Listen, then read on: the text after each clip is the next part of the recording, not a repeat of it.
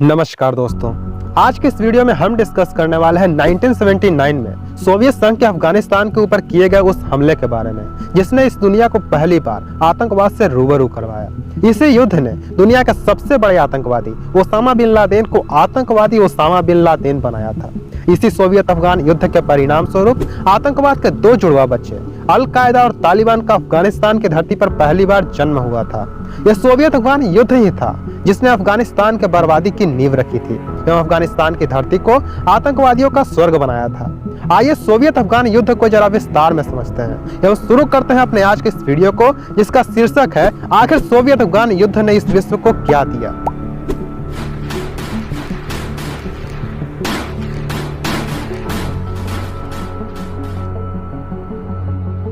दोस्तों, सोवियत अफगान युद्ध को ठीक से समझने के लिए हमें अफगानिस्तान के इतिहास में थोड़ा सा पीछे सन 1950 के दशक में चलना होगा, जब अफगानिस्तान के राजा मोहम्मद जाहिर शाह हुआ करते थे।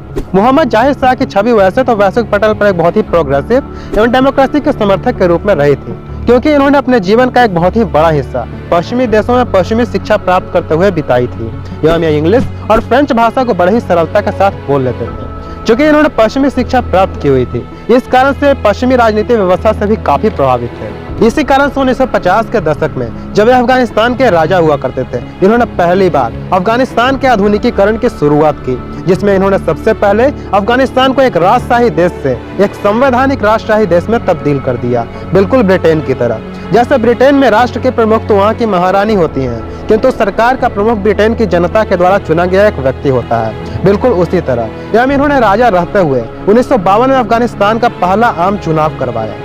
इसी आधुनिकीकरण के तहत पहली बार इन्होंने अफगानिस्तान में रोड नेटवर्क बिछाने के ऊपर काम शुरू किया, जिससे कि अफगानिस्तान के दूर सुदूर के पहाड़ों में बसे लोग भी विकास की इस मुख्य धारा से जुड़ सके। वहीं इन्होंने अफगानिस्तान में वर्ल्ड क्लास शैक्षणिक स्थलों का निर्माण भी शुरू करवाया एवं सबसे अहम, इन्होंने अफगानिस्तान के समाज में फैली रूढ़िवादिता एवं कट्टरपंथी विचारों को खत्म करने के मकसद से महिलाओं की शिक्षा के ऊपर खासा ध्यान दिया। एक तरह से इन्होंने अफगानिस्तान के आर्थिक एवं सामाजिक स्तर पर काया पलट का जोरदार प्रयास किया। आप यकीन नहीं करेंगे, पर यह एक मशहूर तस्वीर है 1960 के दशक के अफगानिस्तान की, जब जाहिर शाह वहाँ के राजा हुआ करते थे। यह है आधुनिक 2021 के अफगानिस्तान में तालिबान राज की तस्वीर। कोई भी देश समय के साथ और अधिक तरक्की करता है, अपने सामाजिक एवं आर्थिक ढांचे में सुधार करता है, पर यह अफगानिस्तान का दुर्भाग्य ही है कि उसके साथ उल्टा हो रहा है। खैर, जाहिर शाह के नेतृत्व में अफगानिस्तान के विकास का सिलसिला यूं ही चलता रहा। इसी दौरान 1973 में जाहिर शाह की तबीयत कुछ ज्यादा ही खराब हो जाती है एवं वे अपना इलाज करवाने इटली चले जाते हैं। इस स्थिति का फायदा उठाया उनके चचेरे भाई दाऊद खान ने उनके इस कमजोरी स्थिति का फायदा उठाकर जाहिर शाह के सत्ता का तख्ता पलट कर दिया एवं अफगानिस्तान में जाहिर शाह के द्वारा निर्मित संवैधानिक ढांचे को ध्वस्त कर दिया। लेकिन समय का पहिया चला और ठीक इसके 5 सालों के बाद यानी 1978 में अफगानिस्तान की communist party People's Democratic Party of Afghanistan यानी पीडीपी ने दाऊद खान का भी तख्ता पलट कर दिया एवं उन्हें मौत के घाट उतार दिया एवं इसी के साथ 1978 में अफगानिस्तान में कम्युनिस्ट शासन की शुरुआत होती है।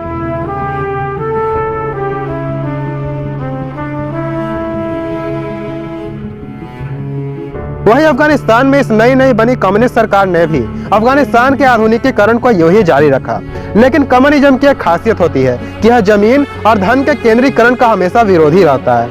इसलिए सत्ता में आते ही पीडीपी सरकार ने सबसे पहले अफगानिस्तान में लैंड रिफॉर्म्स यानी भूमि सुधार को इंट्रोड्यूस किया, जिसके आधार पर जिनके पास भी अधिक मात्रा में जमीन थी उनसे जमीन छीनकर जिनके पास जमीन नहीं थी उन्हें बांटना शुरू किया। इस बात से अफगानिस्तान के गांव एवं पहाड़ों में बसने वाले कबायली लोग सरकार से काफी नाराज हो गए, क्योंकि ये कबायली लोग हजारों सालों से एक अलग तरह की जिंदगी जीते आ रहे थे एवं यह सरकार, शासन व्यवस्था, टैक्स चुकाने जैसी चीजों में बिल्कुल भी यकीन नहीं रखते थे।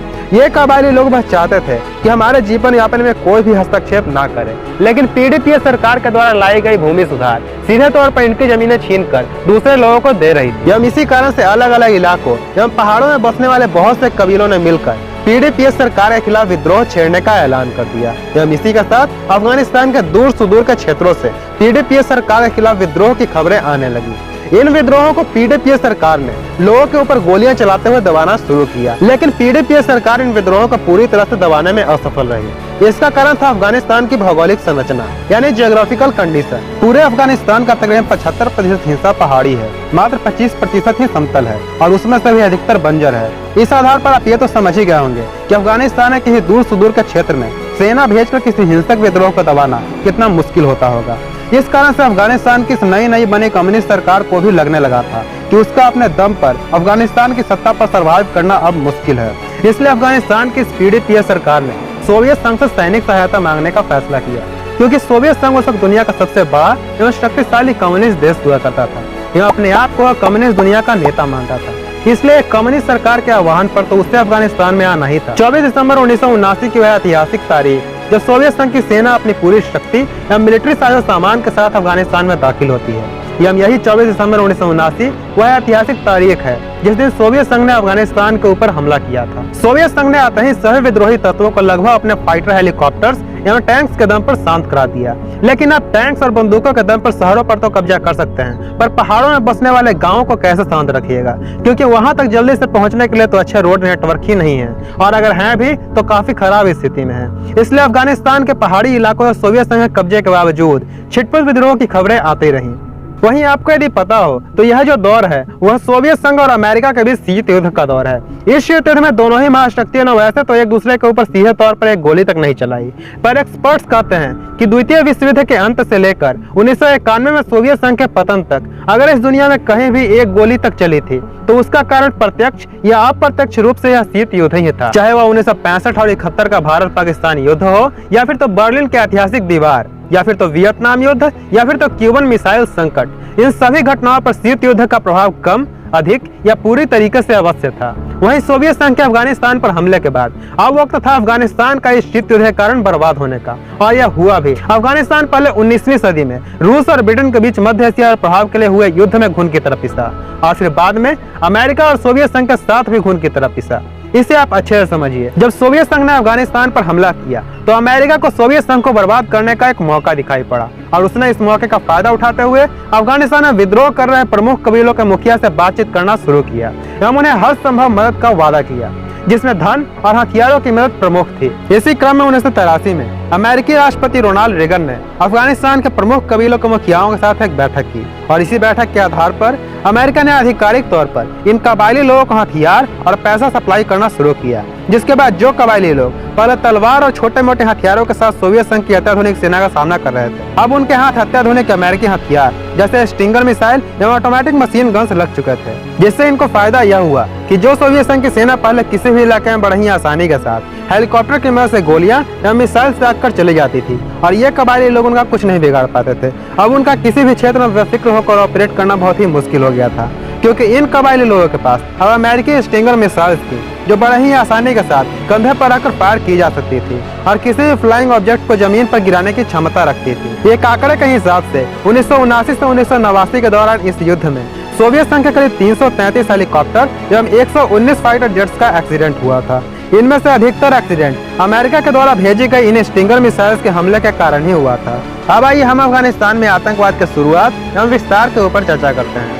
जब सोवियत सेना ने अफगानिस्तान पर हमला करके अफगानिस्तान को अपने कब्जे में ले लिया तो यहाँ के अति इस्लामी सोच वाले लोगों को यह लगने लगा कि हम अफगानिस्तानियों के ऊपर अब एक ऐसे देश का शासन हो चुका है जिनका कोई ईश्वर ही नहीं है। दरअसल सोवियत संघ एक नास्तिक देश था, क्योंकि कम्युनिस्ट शासन में धर्म या ईश्वर का कोई भी स्थान नहीं होता है। इसलिए इन अति इस्लामी सोच वाले लोगों ने इन नास्तिक लोगों के खिलाफ धर्म युद्ध यानी जिहाद का नारा लगाया और कहा कि यदि हम इन नास्तिक लोगों से नहीं लड़ेंगे तो हम और इस्लाम दोनों ही खत्म हो जाएंगे। इसलिए इस्लाम की रक्षा के लिए हमें युद्ध करना ही होगा। जिन लोगों ने भी इस धार्मिक जिहाद में भाग लिया उन्हें मुजाहिदीन अर्थात अल्लाह का योद्धा कहा गया। अफगानिस्तान में इसी नारे से आकर्षित होकर सऊदी अरेबिया का सबसे अमीर खानदान का लड़का ओसामा बिन लादेन, जो बुद्धि में अद्वितीय था, भी यहाँ मुजाहिदीन बनकर जिहाद करने आया था, जो सबसे पहले सोवियत संघ का एवं बाद में अमेरिका का सबसे बड़ा दुश्मन बना।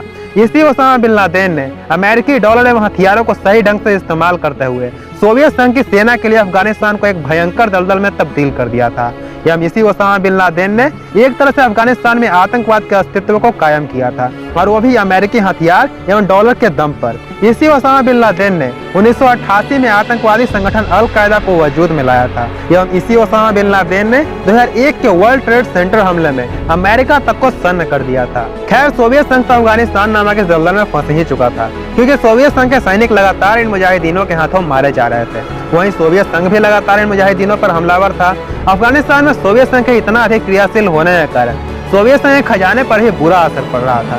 इसी बीच 1985 में सोवियत संघ के कम्युनिस्ट पार्टी के जनरल सेक्रेटरी बनते हैं मिखाइल गोर्बाचेव। इन्होंने सोवियत संघ के खराब आर्थिक हालातों को देखते हुए यह निर्णय लिया कि आगे सोवियत संघ दूसरे देशों के मामले में कोई भी हस्तक्षेप नहीं करेगा। एवं इसी के साथ 1986 से धीरे धीरे सोवियत सेना अफगानिस्तान को खाली करके सोवियत संघ वापस आने लगी। एवं 1989 आते आते सोवियत संघ ने पूरी तरह से अफगानिस्तान को खाली कर दिया।